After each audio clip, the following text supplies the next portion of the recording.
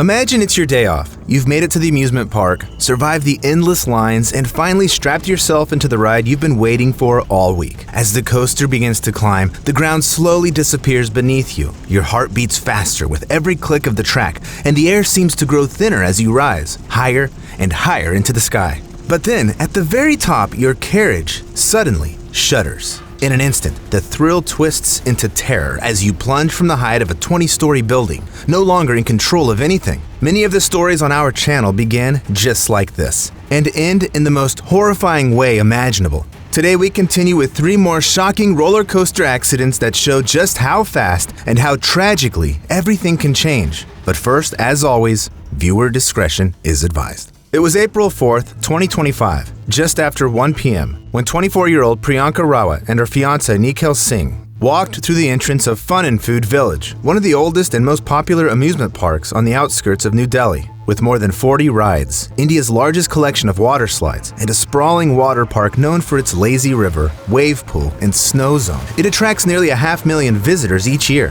For many locals, this place is part of Delhi's cultural fabric. And that's exactly why Priyanka and Nikhil chose to spend the day there. Just the evening before, the couple had finalized their wedding date, February 10th, 2026. That weekend, Nikhil was due to fly back to Cyprus for his job as a chef, and the outing was meant to be one last carefree day together before months of long-distance separation. So after buying all-day tickets that included both the amusement and water zones, they spent the afternoon splashing in the pools, racing each other down slides, and laughing like kids. By around 6 p.m., as the sun softened and families drifted toward the food courts, the couple headed to the amusement section. Among the attractions was the Top Spin, a large swinging and rotating ride often described as a mix between a pendulum and a washing machine cycle. Riders were strapped into a platform that rotated while swinging back and forth, rising higher with every arc, a spectacle thrilling enough to draw long lines night after night. When their turn finally came, the couple joined 16 other riders and took their seats. Priyanka buckled her harness, settled in beside her fiancé,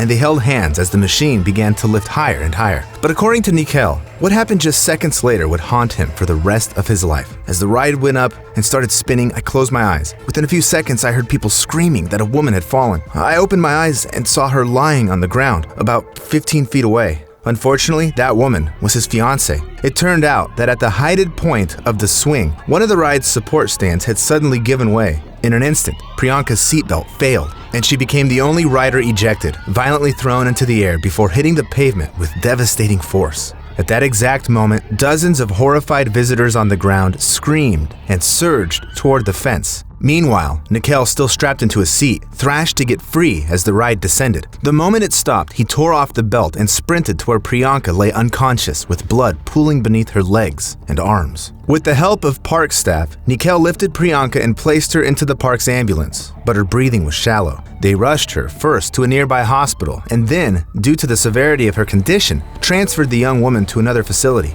But despite every effort, Priyanka was declared dead on arrival. She had suffered massive internal and external trauma, including a deep laceration to her right leg, a puncture wound on the left, and multiple fractures and abrasions across her arms and knees. Hours later, police arrived at the hospital and registered a first information report under sections 289 and 106 of the Bharatiya Nyaya Sanhita, India's updated penal code covering negligent conduct with machinery and culpable homicide not amounting to murder. The ride was immediately sealed off, the operator detained for questioning, and investigators requested maintenance logs and employee records from the park. For Priyanka's family, however, grief quickly turned to suspicion. The very next day, her younger brother Mohit and relatives entered the park's administration office under the guise of booking a group outing. Inside, he later claimed they saw staff reviewing and possibly altering CCTV footage from the night of the tragedy, the same footage the family had been denied access to. And that wasn't the only red flag. Nikhil recalled that just before the ride started, another guest had pointed out that several seatbelts looked as though they were patched with tape. When questioned, the operator brushed it off, saying, "I've been running this ride for 18 years. Everything's fine." As of September 2025, nearly 6 months after the tragedy, no one has been charged. The park maintains that in its 33-year history, this was its first such incident. Owner Santokh Chawla denied any negligence and blamed the tragedy on a freak failure, insisting, "We responded immediately with our own ambulance. We are fully cooperating with police." Yet despite the death and the ongoing investigation, Fun and Food Village reopened the very next morning. The top spin remained closed, but the rest of the park resumed normal operations. Meanwhile, Priyanka's mother publicly demanded justice, saying, "I don't want what happened to my daughter to happen to anyone else." For Priyanka's fiancé, Nikhil, the tragedy was also unbearable. He had been scheduled to return to Cyprus just 2 days later. Instead, he canceled his flight, told his employer he might never come back, and stayed with Priyanka's grieving family, who remembered her as the backbone of their lives. The next tragedy also unfolded in front of someone who loved the victim. But while the CCTV footage of Priyanka's tragic end was never released, this time the entire country witnessed the horror on video, with more than one life hanging in the balance. On July 26, 2017, 18-year-old Tyler Jarrell was celebrating a milestone that marked the beginning of his adult life. Just 5 days earlier, he had officially enlisted in the U.S. Marine Corps, fulfilling a dream he had spoken about since childhood. Tyler was determined, patriotic, and already preparing for his basic training at Parris Island the following summer. And that Wednesday evening, he went to the Ohio State Fair in Columbus with his girlfriend, 19-year-old Keziah Lewis. For them, it was supposed to be a night of music, rides, fried food, and celebration. One of the last carefree summer adventures before the responsibilities of adulthood and military service took over. Among the attractions that caught their attention was the Fireball, a towering pendulum-style thrill ride built by Dutch manufacturer KMG. The ride consisted of a massive swinging arm attached to a central hub with 6 gondolas at the end.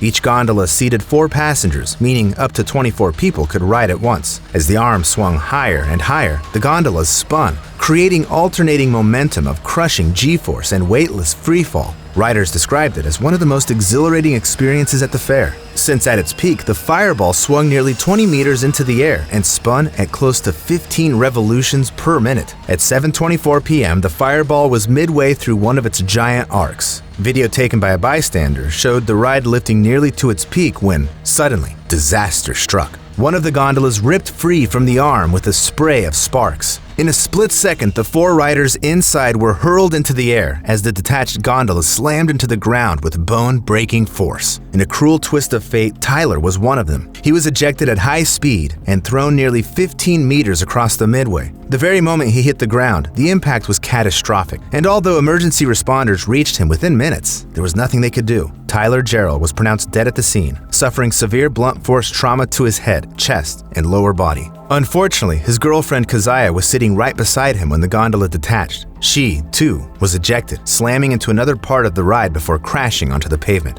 And while that violent secondary impact may have saved her life by slowing her fall, her injuries were devastating. A fractured spine in 2 places, a shattered pelvis and hip, a broken ankle, a fractured shoulder, broken ribs, and partially paralysis in her right foot. 2 other passengers, Russell Franks and Tamika Dunlap, remained strapped into their seats when the gondola hit the ground and were among the 7 riders who were seriously hurt. Meanwhile, witnesses described the midway as pure chaos. Screams, smoke, and bodies sprawled across the asphalt, while panicked families rushed to find their loved ones. In the aftermath, the Fireball was immediately shut down, and the manufacturer, KMG, issued a worldwide safety bulletin suspending every ride of its kind. Within hours, investigators began searching for answers, with the Ohio State Highway Patrol, the Ohio Department of Agriculture, and the U.S. Consumer Product Safety Commission coordinating the effort. What engineers eventually found shocked even industry veterans. Inside the arm of the ride, in the steel that supported the gondolas, was severe internal corrosion.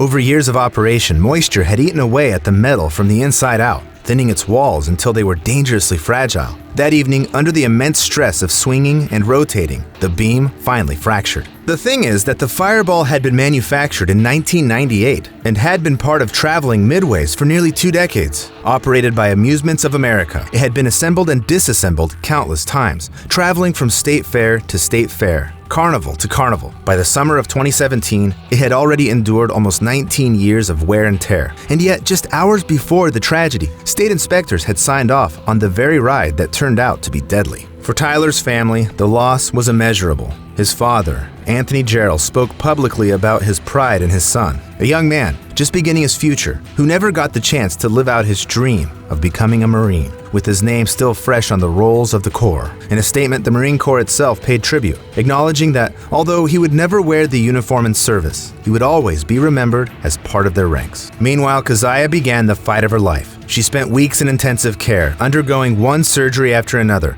Metal plates, screws, and rods holding her shattered bones together. The medical costs climbed into the millions, and recovery was excruciating. She had to learn how to walk again, often confined to a wheelchair, plagued by nerve pain and nightmares of that night. But for Keziah, the physical pain wasn't the hardest part. Waking up in the ICU, she immediately asked, "Where's Tyler?" Her mother had to tell her the truth, that the boy she loved, the one she had been sitting next to just hours earlier, had been killed instantly. In interviews, Keziah later said that moment shattered her world in ways no injury ever could. Over the years, she has continued to share her story publicly, not just about her recovery, but also about Tyler. She often speaks of him as her motivation to keep fighting, saying she wants the world to know how much he meant to her. Keziah graduated from the University of Cincinnati after years of rehabilitation, and in 2024 won a $20 million judgment for her injuries from the ride's manufacturer. And although no amount of money could bring Tyler back, the accident left such a profound impact on Ohio that lawmakers passed Tyler's Law in 2020, imposing some of the strictest amusement ride safety standards in the country. Inspections now require advanced testing for hidden corrosion,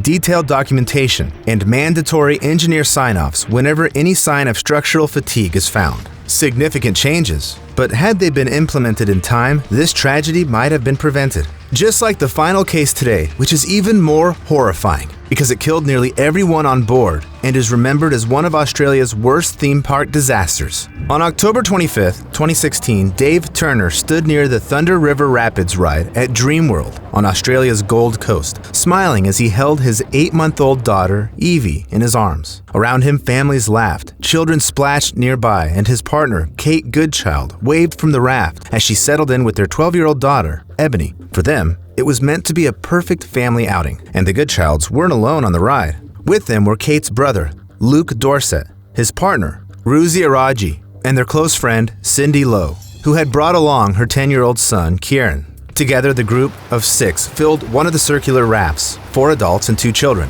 ready for what was marketed as a family-friendly water adventure. The Thunder River Rapids had been a staple of Dreamworld for more than 30 years. It promised gentle turbulence, a splash of fun, and a sense of whitewater rafting made safe for all ages. There were no harnesses, only simple seatbelts, because the ride was considered so benign.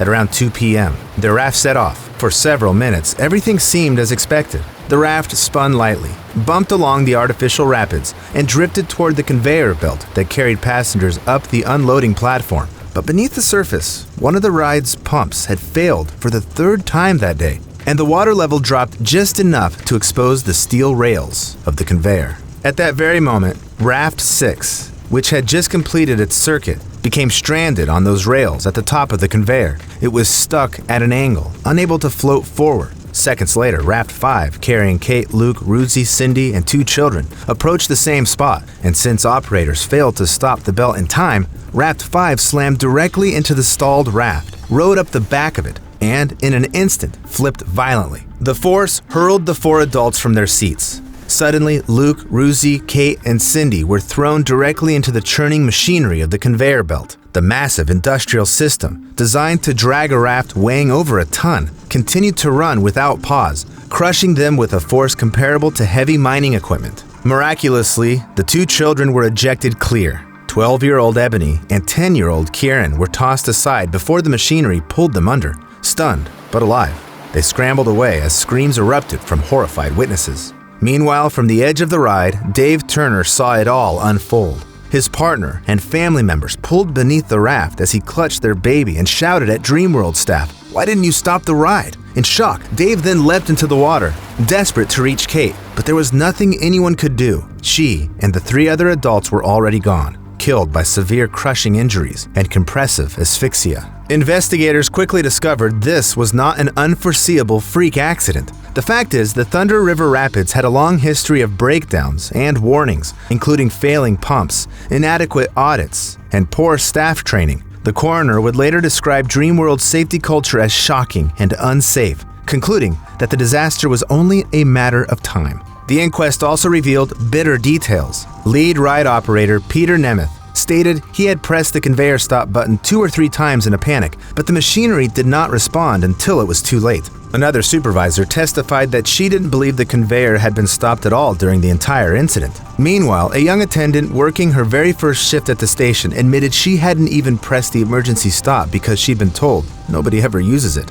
In the aftermath, Dreamworld's parent company, Ardent Leisure, was charged under workplace health and safety laws and fined a record 3.6 million Australian dollar. The park itself shut its gates for 6 weeks, eventually reopening under strict new safety laws passed across Queensland. The Thunder River Rapids, however, was permanently decommissioned and dismantled. For more than a century, roller coasters and thrill rides have carried billions of people safely, and fatalities remain extremely rare, with the odds of being killed estimated at roughly 1 in 170 million rides worldwide. But these 3 cases prove just how devastating those rare moments can be when something does go wrong.